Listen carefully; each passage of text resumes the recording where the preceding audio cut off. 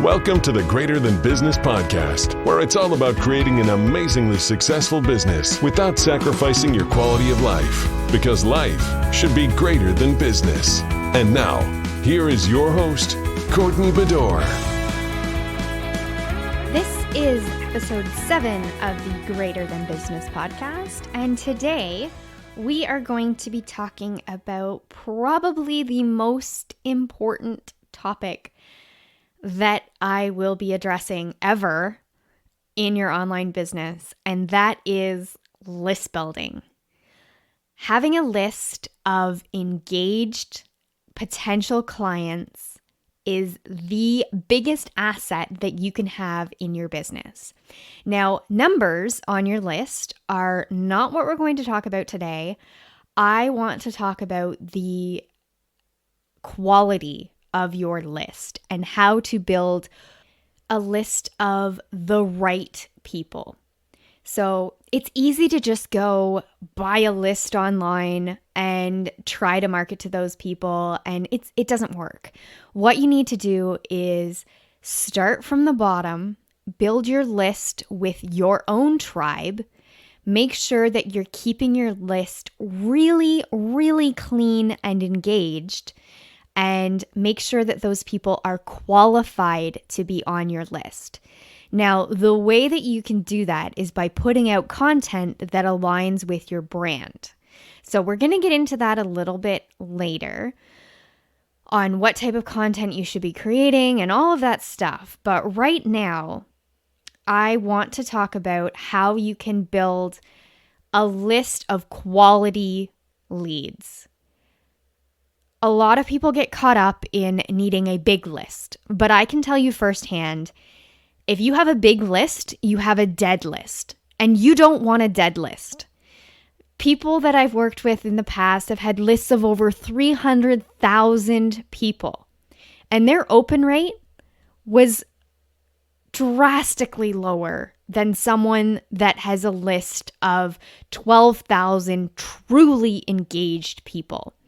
So having your list clean and no spam traps, no dead emails, no bounces, basically just get the crap off your list is essentially what I'm trying to say here. So building a list and really and truly monitoring it, nurturing it, helping your tribe, your leads to get to where they want to go.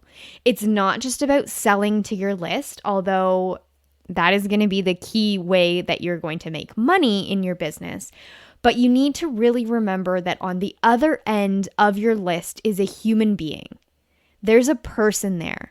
They're not just going to open up their wallet, give you their credit card number, and allow you to go nuts with it. They want to build a valid relationship with you. And the best way to build that relationship is to take into account that there is a person on the other end of every email that you send out. When you are building your list, you want to make sure that you are going to be hitting the people that you want on your list.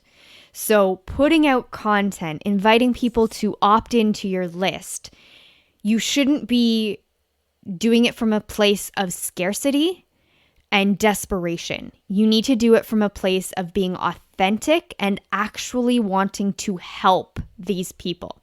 Yes, you have products they're ultimately going to help them further, but you need to make sure that when they're joining your list, you're giving them a reason to stay fully engaged, interact with your content, as well as stay on your list and not to unsubscribe. Now, first thing I want to do is set you up with the proper mindset for your list strategy, and that is that unsubscribes are your friend. If someone unsubscribes, it's not about you. All it means is that their trajectory of their business has changed, and maybe you're not aligned with them anymore. And that's fine. Honestly, it is the biggest blessing when your list cleanses itself. So Obviously, if someone is unsubscribing from your list, they're saying, I loved your content, but something's changed and now I don't need it. I don't need your help anymore. Maybe they've moved beyond what you're offering, or maybe they have quit their business. Maybe they've changed directions. Maybe they're offering something completely different now. Maybe they've gotten to a different space. It doesn't matter. But what they're doing is they're telling you, thanks, but I'm good. And then you just let them go. And it's fine. It's not about you. It's about them. So firstly, I want to let you know that unsubscribes and a small list are perfect. Yes, perfect. I promise you. I have seen people have greater success with a small, engaged list versus a massive list of people that don't even open their emails. They don't even care, because if you're writing an email and spending all of that time producing quality content for your list and nobody's reading them, then you're wasting time. Yes, you may be able to tell your friends you have 300,000 people on your list, but at the end of the day, I could tell you I have 300,000 people on my list. You wouldn't know one way or the other, but I would know that I'm not being authentic and I'm lying.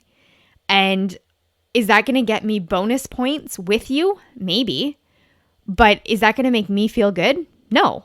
So having a small list is fine.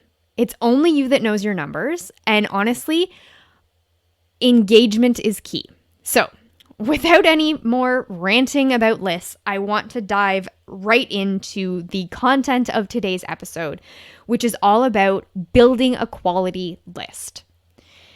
So first off, the way that I get my clients to build their list is by tackling pain points. So what I want you to do is sit down and think about all of the different pain points that your service or your course or your business help to solve. So sit back, really think about, dig deep, even survey your audience that you already have. Maybe you have a Facebook group, or maybe you have an existing email list.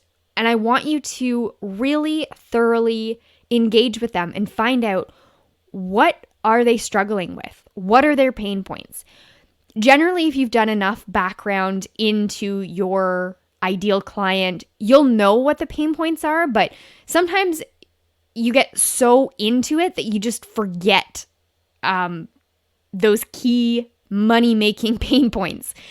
So what I want you to do is sit down and list out all of the pain points. So right now, for me, myself, in my own business, I have written out this list of all of the pain points that I want to target, or the type of people that I want to target with these pain points. And to be completely transparent, I have 27 different pain points that I create content around. So there is no big list, or there is no right or wrong. You could have 3 pain points. The thing is that you just have to start thinking consciously about this. And for me, it happens to be 27.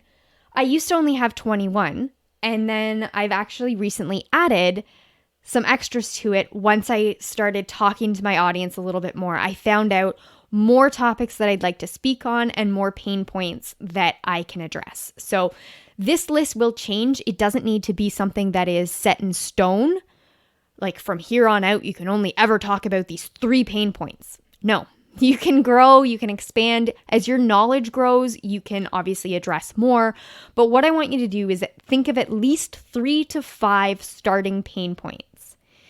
And what I want you to do after you've created this list is then come up with ways to solve those pain points.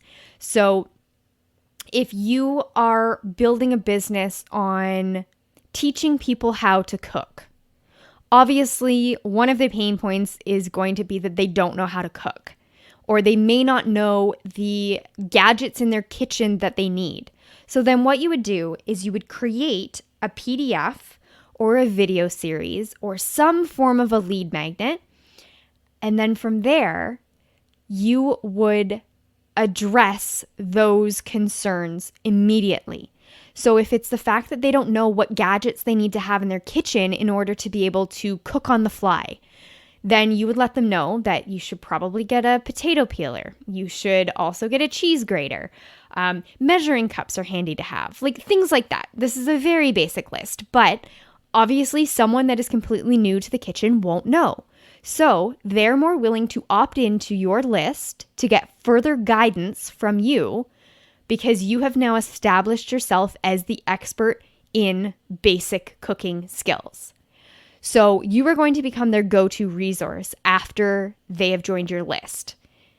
And then from there, every time you email them, they're going to remember, hey, they really helped me out the last time when I was stuck and I didn't know how to use a measuring cup. So from here on out, you are going to become their trusted guide in this process. So every time they want to try a new recipe, or they think, I think I'm comfortable making that, they're going to go to you to see if you have a recipe for how to make the greatest hamburger in the world, or whatever it is. And that is how you're going to establish trust in your business and how you're going to grow your list. Because chances are, if you have one person that doesn't know how to cook, they have friends that don't know how to cook too. And then you are going to get their friends referred to you, and it's just going to keep growing and growing and growing. So by addressing pain points, as simple as they may be, and creating a quick resource that they can download in exchange for their email address, you're going to grow your list.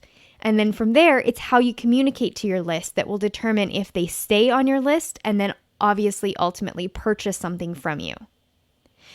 So the best way to get people onto your list is to allow them to opt in for whatever lead magnet you have created. And then from there, you have them on your list and you can continue to nurture them and guide them towards a product that they may be able to purchase to accelerate whatever pain point or resolving whatever pain point it is that they have. So now, what I want to talk to you about is basically how to get people to opt in for your lead magnet and how to get their eyes on your stuff before they join their list. So the best way that I know how to do this is by creating evergreen content. So what I mean by that is creating blog posts or a vlog or a podcast or videos on YouTube, social media posts, a Facebook group, basically some platform somewhere that you can share your content. And the content that you're creating should be addressing those pain points. And then from there, you address the pain points, you tell them, hey, I have a solution for you, opt in and I'll be able to help you. And then send them targeted emails after that addressing their pain point. If you want more on how to set up that's kind of getting into a marketing funnel beyond once they join your list. But if you want more information on that, you can head over to show notes from episode 1 and episode 2 of the Greater Than Business podcast. And those two cover marketing funnels in great depth. So if you are confused on what to do after someone joins your list, head over there, watch those 2 episodes. It would be greaterthanbusiness.com/001 and /002. And from there, you'll get all the resources that I have on starting out with building your marketing funnel. So for this, back to list building, what I want you to do is create at least 3 pieces of content related to that pain point and that opt-in. So what I want you to do is write out a blog post, a social media post, and record a video, let's say. 3 different pieces of content where you can share them across different social media platforms. You could run Facebook ads to them. Basically, you're giving them free content with the ability for a content upgrade. And that content upgrade is your opt-in, which is your lead magnet, your PDF, your video, whatever it is that you're getting them to opt into to join your list. Once you have those 3 pieces of content or beyond, then you can share them across social media platforms. From there, you could create various different posts talking about the core piece of content. So for the example that I'm going to give you right now is I always create a blog post. And from there, the blog post is going to basically outline the pain point, where you are in your business if you feel like you are struggling, how to help, give them a couple quick tips, and then let them know that you have a bigger, expanded resource available, and then allow them to opt into whatever that bigger, expanded resource is, which is going to be, in my case, it's generally a PDF because I like PDFs. So I will create a little guidebook or a checklist or something like that where they can then opt in to further expand on what they've just been reading about. And then from there, all I need to worry about is just constantly directing traffic towards that content piece. So I'm not asking people directly to opt in to whatever my offer is. What I'm doing is I'm hitting them in their core issue or pain point, giving them free value and basically saying, I've outlined everything in this blog post for you, but if you want a little bit more or a workbook that you can go through, then opt into my list. And then from there, I will message them with structured content because they've opted in to a specific pain point. So for example, let's use the marketing funnel example. So if you are struggling with setting up a marketing funnel, you don't know what a marketing funnel is, you don't know how to use them effectively, then I would write a blog post all about the basics of marketing funnels. And then from there, I would have an opt-in at the bottom where you can opt in for my free guide on how to create a marketing funnel. So the post itself is going to be about alleviating the pain point of, I don't know what a marketing funnel is.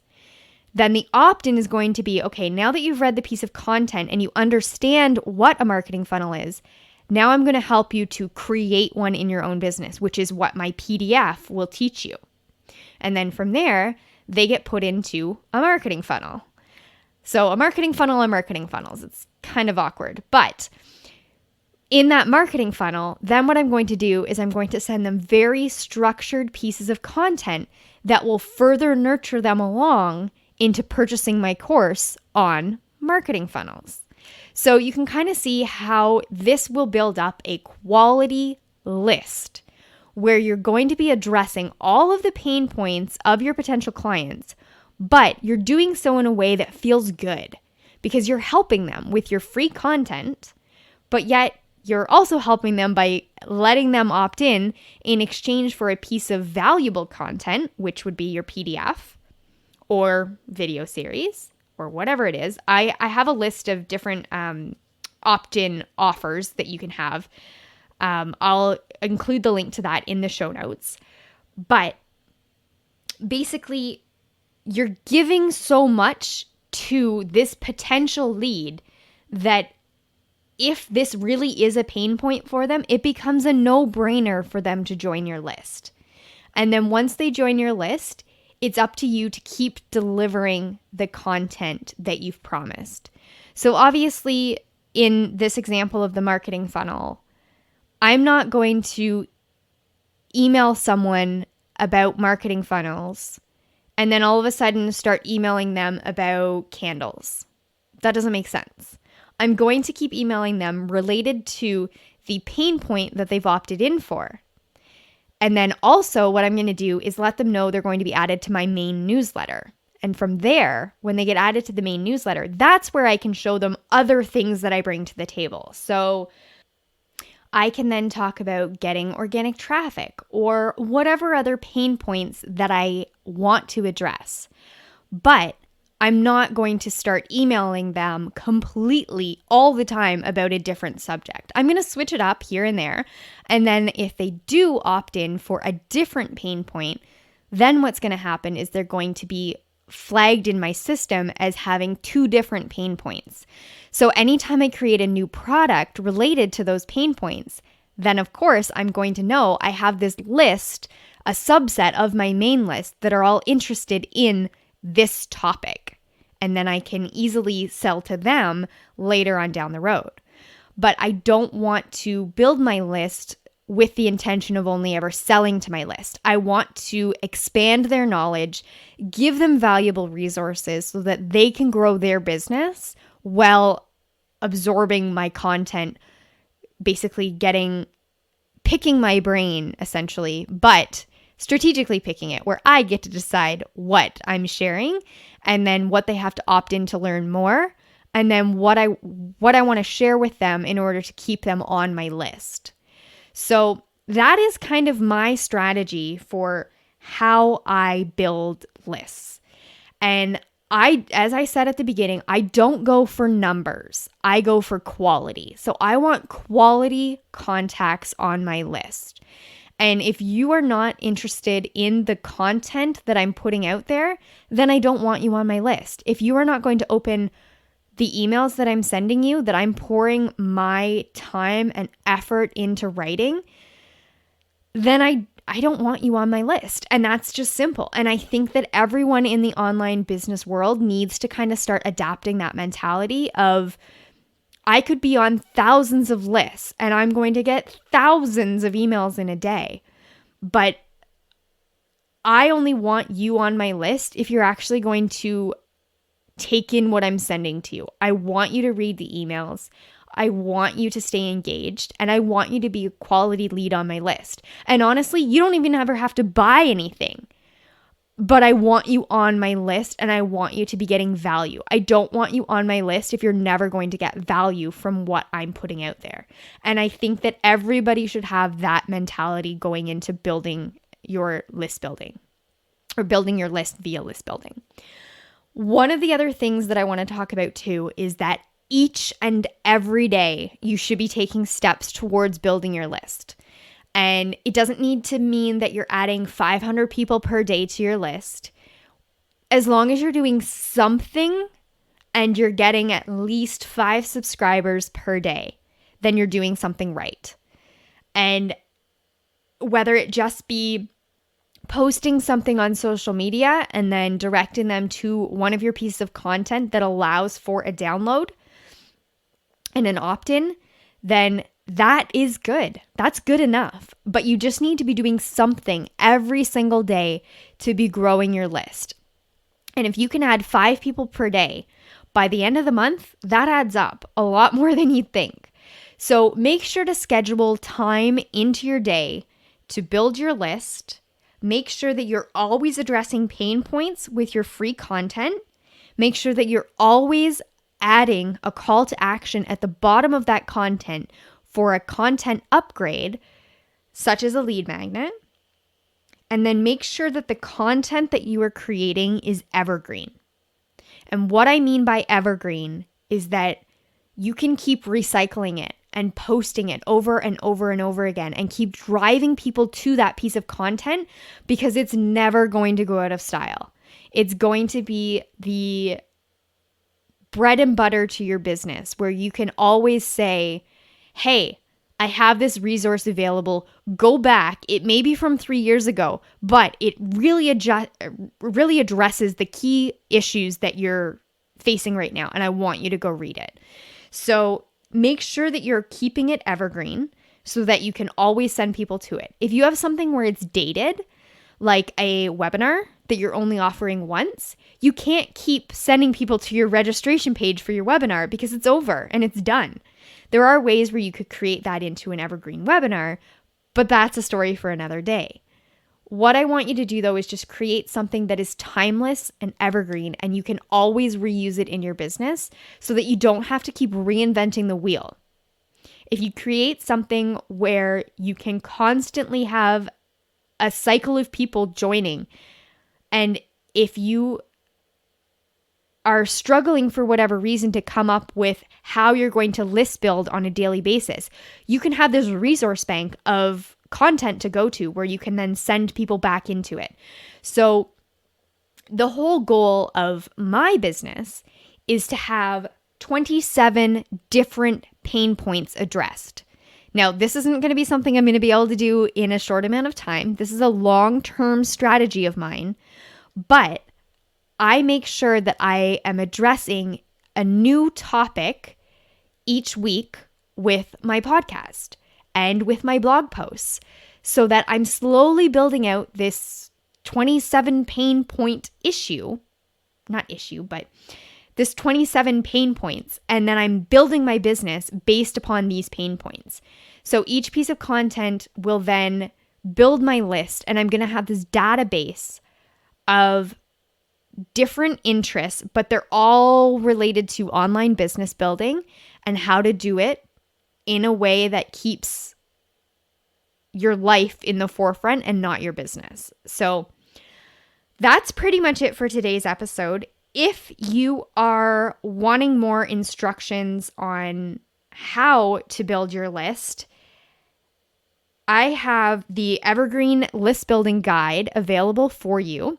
If you go to the show notes for this episode at greaterthanbusiness.com/007, you can get access to that guide, as well as a couple other links and goodies that I've mentioned throughout this episode. But I want you to head over there.